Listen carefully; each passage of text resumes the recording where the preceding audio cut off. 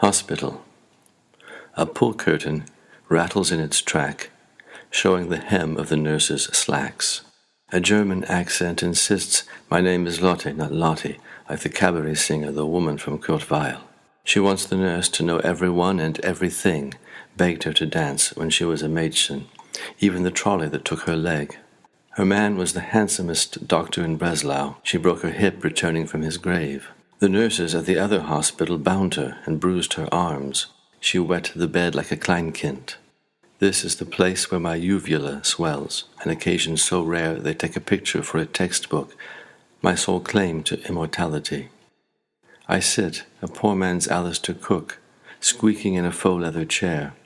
From a Dover thrift edition I read Lucifer by starlight. He leans upon his western wing. I see old Nick as a jumbo jet banking flying human freight through the highest dark they'll ever penetrate. The medical history form with ovals like beady eyes asks if I engage in homosexual acts, not a peep about risky shit straight people get into. The phlebotomist tells me her brother's face graces a billboard. He didn't know this till he drove past it.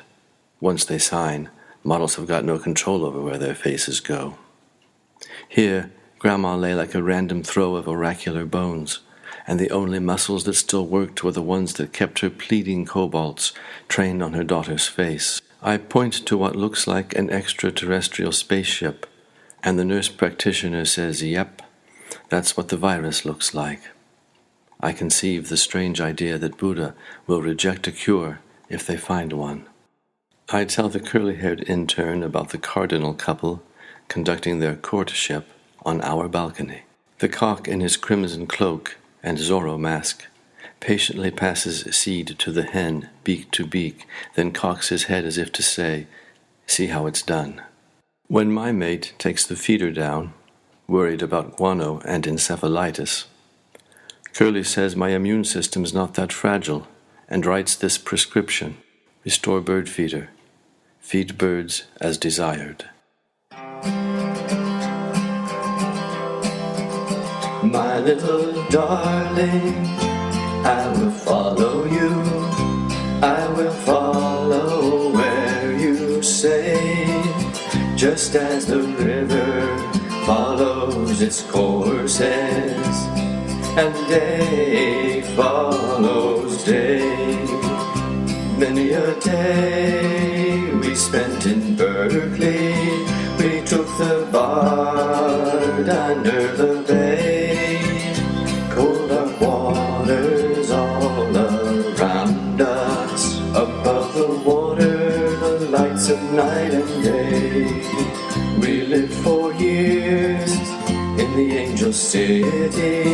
We rode the bus down to the pier.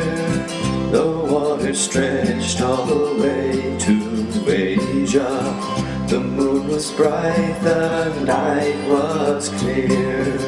Sweet were our days in Ann Arbor, where the lovely Huron flows. We watched the river from our window. We watched the rains and we watched the snows. Now in Wisconsin, upon a great lake, where deep fresh waters abide, stretching to the eastern horizon, where seagulls glide side by side.